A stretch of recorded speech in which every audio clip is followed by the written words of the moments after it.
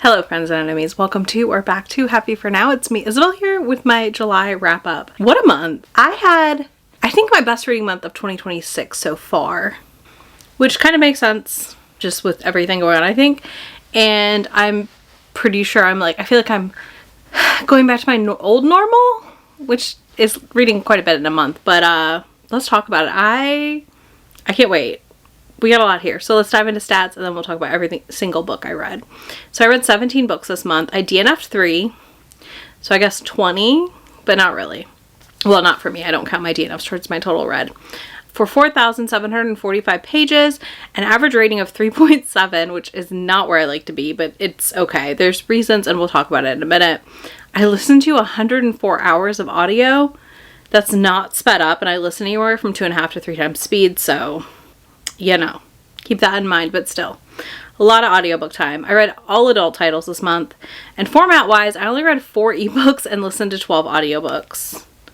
So, there's a reason my reading was so high, and it's because I really leaned into those audiobooks again right now, and that's been really nice, actually. I've really enjoyed it.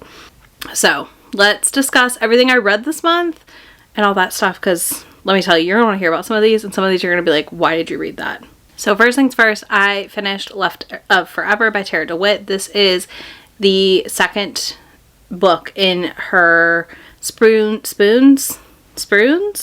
Oregon series. I loved this. This is a 6-star favorite. And I really, this is about Ren and Ellis. And we meet Ren in book 1. She is best friends with Sage and also still keeps in touch with the Bird family themselves because she helped Ellis when his parents died and he had to take over taking care of his siblings.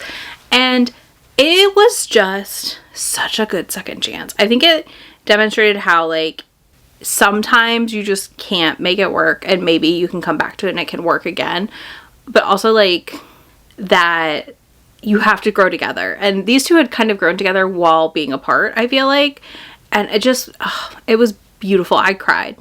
I cried at the end of this book, okay? So, yeah, 6 stars. I don't cry at a lot of books. I was crying at the end of this one. Then I listened to All Superheroes Need PR by Elizabeth Stevens. This is a 3.5 for me. This is a fun, silly superhero romance. I felt like some of the plotting was just a little off, and overall, I still liked it. I enjoy Elizabeth Stevens' writing. Some of the comedy in it I didn't love, but I also think a superhero book is really hard to do and really hard to do well. And this was the best attempt I've read to date of a superhero romance. Not read a ton of them, but there's only a handful out there. I will likely continue the series because I am intrigued to read the second one. But yeah, I felt like this first book was fun, but not groundbreaking or amazing or a standout to my brain. I did enjoy how their first meeting was basically combustive. And I also did struggle, I will say this, I struggled with how much our heroine struggled to answer questions, to talk to people, to get with her own personal anxiety, which it all made sense when we got more information later in the book, but it almost took too long to get that information. Then I read A Siri and the Amaru by Natalie Hernandez, and oh my goodness, I cannot recommend this enough to y'all. If you like a cozy book with some tension, this is it. This book is fantastic. I give it a solid 4 stars. It is so good. I really want to read more from this author. This follows a Siri who has these magical powers, and she can go into this other world that is the afterlife and see different animals. And in the real world, she can talk to animals, and she runs away from her family because they have been taking advantage of her, specifically her father, who runs the tribe where she lives. And so she runs off, and she goes to this water town. She meets this guy who's a vet and is trying to navigate not revealing her powers to him because awkward, but also navigate how to become a part of this community. And it was so fun and so good. I laughed out loud multiple times. I swooned multiple times. I could not put this book down. It was so freaking good. I highly recommend this to anyone who likes. This was so freaking good. I really loved it. It's a fantastic, once a fantastical cozy time. Then I read a trilogy I should not have read. There's a vlog where I read it if you're interested. but that's the Blood Ties trilogy by Sahara Roberts. The books are Stealing Iris, Saving Bonnie, and Seducing Maddie. And I'm going to tell you right now, I don't recommend this series, but I'm going to give you a brief overview because that whole entire vlog I go through it. They were rated from a 3 all the way down to a 2.5. This is what dragged my rating down this month, I'm telling you. I know it is. And some of the things I chose to listen to while I fell asleep, but that's okay. This series follows a girl, Iris, who's running her late father's grocery store, or missing father, she assumes. And in walks our hero. I cannot remember his name. Is it Dante? It might be. Anyways, whatever. He walks in. He's like, oh, she's beautiful. Her stepbrother is taking advantage of her and using her and going to attempt to sell her into a virgin auction situation. Our hero, of course, ends up saving her and kind of like manipulating her brother. And in the next two books, we follow what is going on with the brother's mom. And he's basically just trying to run heroin, is what it comes down to. This is set over on the border of Texas, which is also... It's a weird place to read a book set right now. I'm not going to deny that. But I also thought it was really weird because, like, obviously you're dealing some with ice and different things. This series was just like... It was so bad I couldn't stop myself. Which is why I'm going to say I don't recommend it. First book was okay, and then it just kept getting worse and worse. And specifically, the third book was incredibly terrible. But I did read them all within, like, 3-4 days. So take that for what you will. I don't really recommend. The vlog will be linked down below if you really want more in-depth thoughts. Then I listened to Smoky Darling by S.J. Tilley. This is one that I was reading as I fell asleep each night, so I'd set a timer and I'd like go back to where I left off, what I last remembered. This one follows our heroine, who is a teacher and goes on a camping trip for spring break with her students. Her brother's best friend's older brother shows up to be the wilderness expert, and this was really fun, but it only gets a 3-star due to some of the things that S.J. Tilley added in at the end for me that made it more romantic suspense that I don't think it needed at the end of the day. It didn't need this, like, dramatics of, like, an ex-wife and kidnapping and all these other little bits, in my opinion, to be a good book. It felt like too much. Just a little too much. So, overall, fun time. I enjoyed it. It was a great Kobo Plus listen, okay? Like, you can't beat that. But it just, like... It gave me what I wanted, which was a fun S.J. Tilley book, but it also was, like, frustrating at times to me when I was, like, catching back up on it after I woke up in the morning. So I basically, the way I do my sleepy audiobooks, just so you know, is I usually set a 30-minute timer. I fall asleep. I usually know where I left off. I go back to that and I'll start it again in the morning or whatever while I'm doing a thing. And then at night, same thing. Like, I do re-listen to bits of it, basically, is what I'm telling you. So I do remember the plot and the story here. But yeah, I just think it was okay for S.J. Tilley. I feel like I've read better. I feel like I've read worse. Then I read Harley by Belle Harper, another audiobook. This was an ARC I got from NetGalley.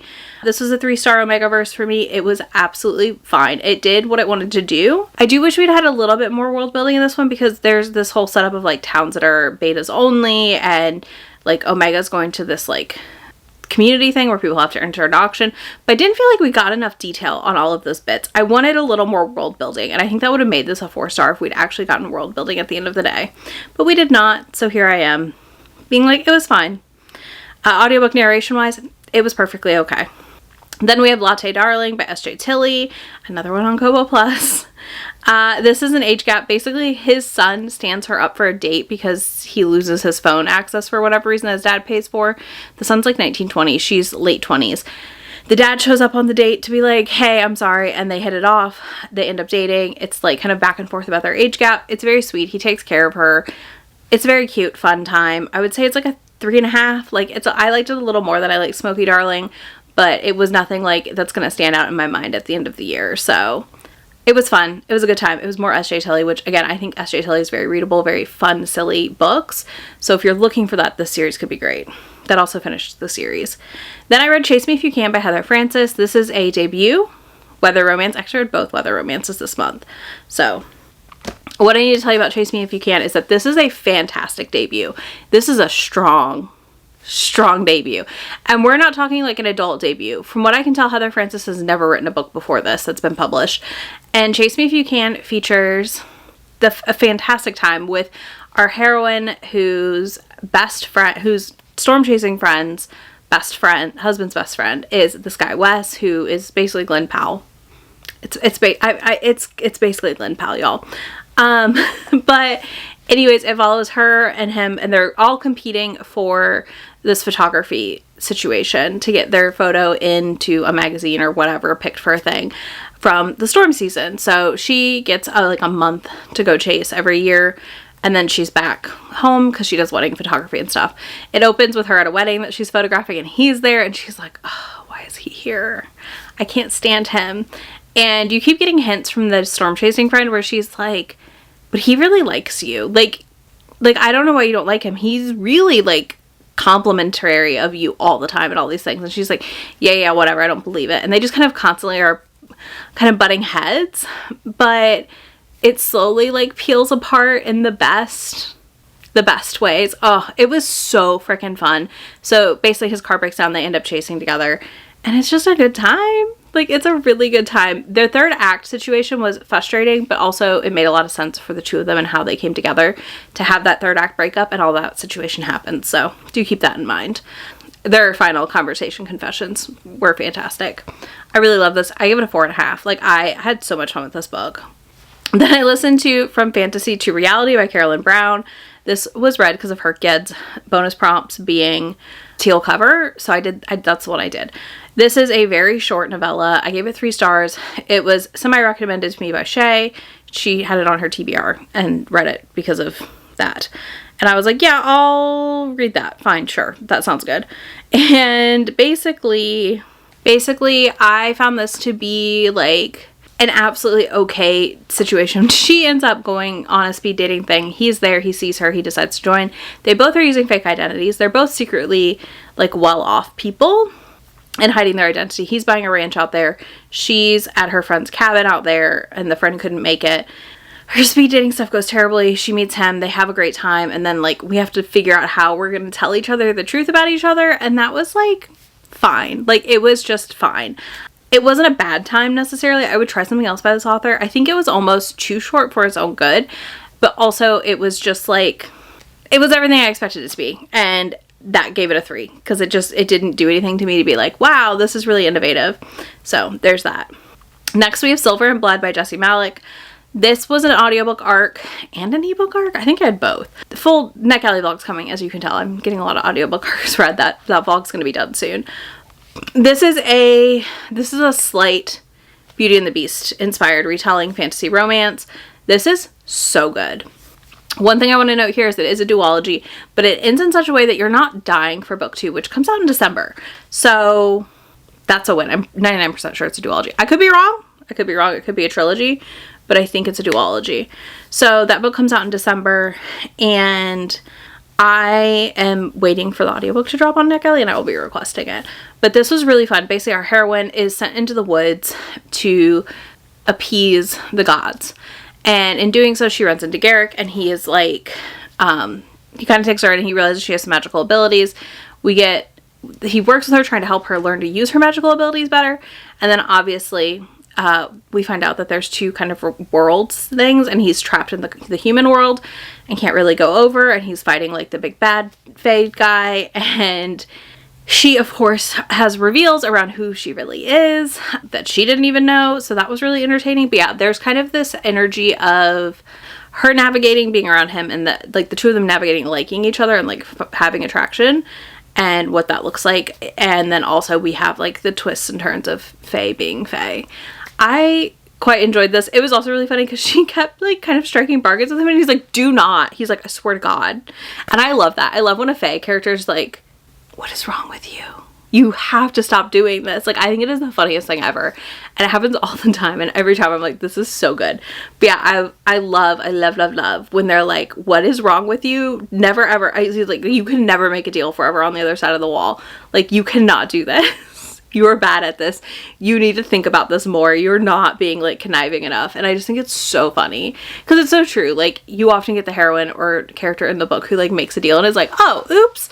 But like, the character doesn't always like acknowledge the oops of it. So I love when that happens. And it was just hilarious. Absolutely hilarious. But yeah, this was really good. It left me wanting more at the end of the book, but I'm not like miserable for the wait for book 2. I give this a solid 4.5. Then we have Smoke Signals by Danielle Brooks. This was also an audiobook arc. I gave it 2.5 stars. I should have DNF'd this book, is what I'm going to tell you right now. This follows a girl who accidentally lights her apartment on fire trying to cook. Firefighters show up. He's like, ooh, she's so pretty. And then they like end up reconnecting again and then start dating on and off. And it's just something about it didn't work for me. I don't know if it was the audiobook narration. I did not like how she talked. The narrator for me spoke almost like she was ending every sentence with a question mark / an exclamation point at times. It kind of rotated. I was not loving the narration, so that should have been my first sign to just put it down and maybe try the ebook. But I just honestly felt like this, plotting wise, it was really disjointed. I felt like the characters felt really young for being an adult romance, and I just didn't enjoy it. So at least it took a series off my TBR. I'd still try something else by Danielle Brooks. This just definitely was not for me. Then I read Ravenous by Cressley Cole. I'm not going to go into detail here. There is a dedicated reading vlog if you're curious. I give it a 4. It's maybe a 4, 3.5. It's an interesting turn from the normal Immortals After Dark books. It's not necessarily an entry point in my opinion still. Then I read His Tesoro, is that how you say that? By Emily Rossi, who's also the author in the Cozyverse series. She writes the Cozyverse with Alana Lee. Anyways, this does have Ehlers-Danlos syndrome representation if you're interested in that. This was fun. This was another nighttime bed. Actually, no, this wasn't a bedtime. This was I woke up at 4 in the morning and I could not fall back asleep. So I put on an audiobook and I basically listened to the entire book until it was time to get up because I refused. I was like, I'm not getting up right now. So this was pretty fun. Basically, she's into an arranged marriage from her father with this man who's a good bit her senior, like 10 plus years. And her dad marries her off to him, and she is like the shame of the family because she has this disease. He refuses to let doctors treat her, all these things. She gets to him and he is just like, I think Mateo was his name. He was like, what the heck is going on? And like, he gets her diagnosed. He takes good care of her. He does also in the very beginning, like put a lot of distance between himself and her because he doesn't know how to handle having a wife and what to do.